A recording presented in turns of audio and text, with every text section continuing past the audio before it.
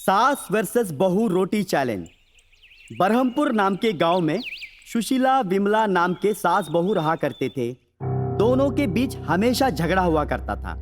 उन दोनों के झगड़े के बीच सुशीला का बेटा रघु पिस जाता था। एक दिन सुशीला आकर रघु से, ओए निकम्मे, तेरी बीवी मुझसे सारा काम करवाती है और तू है कि उसे कुछ भी बोलता नहीं है। उसकी इतनी हिम्मत कि वो मेरे साथ ही काम करवाएगी। कान खोल कर सुन ले, मैं उसे छोड़ूंगी नहीं। माँ, खामखा तुम परेशान हो रही हो। आखिर वो तुम्हारी बहू है। अगर तुम दोनों मिलकर एक साथ काम करोगे तो काम हल्का हो जाएगा और तुम लोगों को आराम भी मिलेगा। थोड़ा अक्ल से काम लो माँ। बातों ही बातों में विमला आकर अपने पति से, ओए बुढ़िया, तू मेरे पति को क्या पट्टी पढ़ा रही है? समझ लेना, पंगा तू मुझसे ले रही है। मैं चुप हूँ, इसका मतलब ये नहीं कि तू मेरे पति को ही मेरे खिलाफ भड़काएगी। क्या कर रही हो विमला? आखिर वो मेरी माँ है। तुम इस तरह बर्ताव नहीं कर सकते उसके साथ। मैंने बोला है ना, एक दूसरे का हाथ बटाओगे तो काम आसान हो जाएगा। तुम लोगों के बीच में परेशान हो रहा हूँ।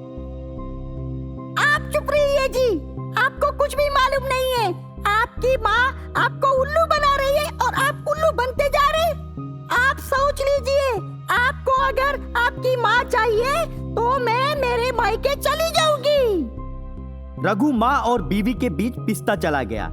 उसे करना क्या है समझ में नहीं आ रहा था। एक दिन रघु का दोस्त अशोक उसे उदास रहते देखकर, क्या हुआ मेरे भाई, उदास क्यों है? तो रघु घटी सारी बात अशोक को बताया।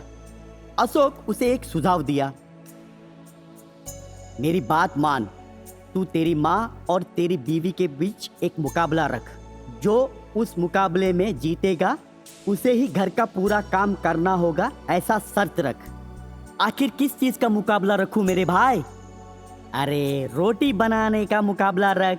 जो ज्यादा रोटी बनाएगा वही विजेता बनेगा और विजेता को ही 10,000 रुपया प्राइज मनी भी मिलेगा। अगर दोनों ने बराबर रोटी बनाए तो घर का काम दोनों को बराबर संभालना होगा। अशोक की कही बात रघु को पसंद आई और वो घर जाकर अपना शर्त जाहिर किया। माँ और पत्नी दोनों मान गए और मोहल्ले वालों के सामने रोटी बनाने का मुकाबला शुरू हो गया। दोनों जी तोड़कर मेहनत करके रोटी बनाए। कॉलोनी के प्रेसिडेंट ने दोनों की रोटियां गिनती किया तो दोनों ने बराबर रोटियां बनाए और दोनों को 5-5 हजार का इनाम मिला। और इनाम के साथ साथ घर का काम दोनों एक साथ बराबर करने का आदेश भी प्रेसिडेंट ने दिया। प्रेसिडेंट ने खुद ये फैसला सुनाया तो दोनों सास बहू मान गए और उस दिन से दोनों साथ मिलकर घर का पूरा काम किए और रघु की परेशानी हमेशा के लिए दूर हो गया। जयपुर नाम के गांव में सीता नाम की एक बूढ़ी औरत रहती थी। वो दिल की बहुत अच्छी थी पर वो बोल नहीं पाती थी, गूंगी थी। उसका बेटा राघव सरकारी दफ्तर में नौकरी करता था। सीता का पति को गुजर के 10 साल हो गया। राघव की पत्नी दिव्या झगड़ालू औरत थी। सास गूंगी होने के कारण वो उस पर बहुत जुल्म उठाती थी। घर का पूरा काम वो सास से करवाती थी। फिर भी रोज आकर वो अपने पति से सास की शिकायत करती थी। एक दिन अपने पति राघव से, ओ जी, आपकी माँ इतना मुझे परेशान कर रही है ना, मैं उनसे तंग आ चुकी हूँ। घर का पूरा काम मैं ही कर रही हूँ और वो महारानी बनकर बैठी रहती है। अन्न का दाना तक मेरे लिए नहीं रखा। रोज भूखे पेट सोना पड़ रहा है। खुद तो दबा दबा कर खा रही है और मुझे भूखा रख रही है। दिव्या की बात सुनकर राघव को गुस्सा आया और वो जाकर अपनी माँ से, माँ, तुम दिव्या को क्यों परेशान कर रही हो? बेचारी घर संभाल रही है और तुम हो कि उसके पीछे ही पड़ गए। उम्र का लिहाज तो करो माँ। उस बेचारी के साथ क्यों ज्यादती कर रही हो? आज के बाद मुझे कोई शिकायत नहीं आनी चाहिए। अगर शिकायत आई तो आप मेरी माँ हैं वो भी भूल जाऊंगा। इतना कहकर राघव काम के लिए निकल गया। सीता गूंगी होने के कारण कुछ बोल नहीं पाई। वो चुपचाप जाकर भगवान के सामने हाथ जोड़कर विनती की। तब दिव्या पीछे से आकर, ओए, ऐसे बैठे रहेगी तो घर का काम कौन करेगा? तेरा मरा हुआ पति आएगा काम करने के लिए। पागल औरत, चल उठ यहाँ से। सास का हाथ पकड़कर खींचते हुए लेकर गई और घर का सारा काम करवाई। और किचन में जाकर पूरा खाना खाकर सास को भूखी रखी। सीता भूख के मारे आकर भगवान के सामने बैठ गई और भगवान के सामने सर पटका पटका कर रोने लगी। सीता का दुख देखकर देवता स्वयं प्रकट हो गए।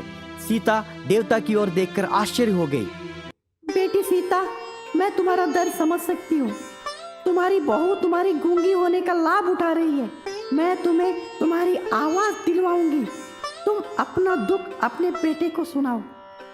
इतना कहकर देवता वहां से गायब हो गई।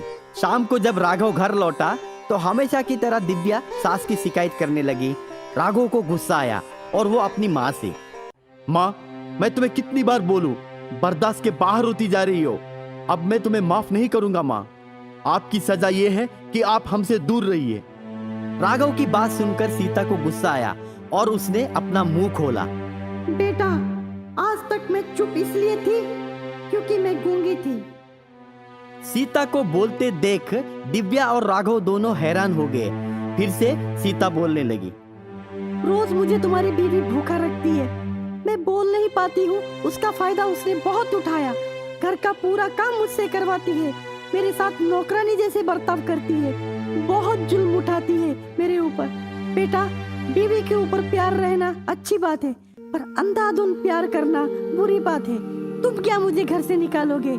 मैं खुद घर से निकल जाऊंगी। तुम दोनों खुश रहो। इतना कहकर सीता घर से निकल गई। राघव ने दिव्या को खूब मारा और भागते हुए जाकर अपनी माँ का पैर छुआ और अपनी माँ को मनाकर घर वापस ले आया।